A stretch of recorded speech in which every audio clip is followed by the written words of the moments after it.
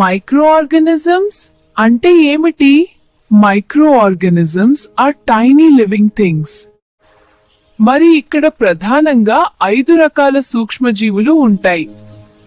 Bacteria, virus, fungi, protists, archaea. ఇవి Bacteria. మన పొట్టలో ఉండి మనం తిన్న ఆహారాన్ని అరిగించడానికి సహాయపడతాయి. ఇవి బ్యాక్టీరియా కంటే చాలా చిన్నవి. ఇవి బ్యాడ్.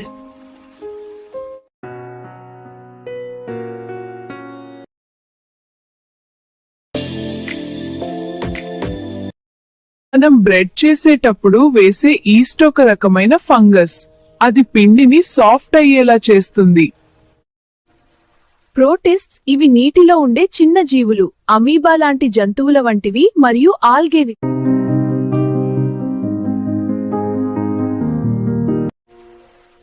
ఆర్కీ ఇవి అగ్నిపర్వతాల దగ్గర అతి చల్లని మంచులో కూడా జీవించగలవు.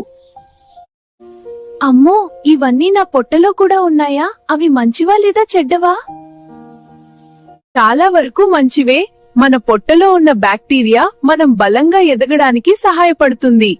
చెడ్డవి బ్యాక్టీరియా కూడా ఉంటాయి. అందుకే మనం చేతులు కడుక్కుంటాం. సబ్బు ఒక సూపర్ హీరో లాగా ఆ చెడ్డ క్రీములను కడిగివేస్తుంది.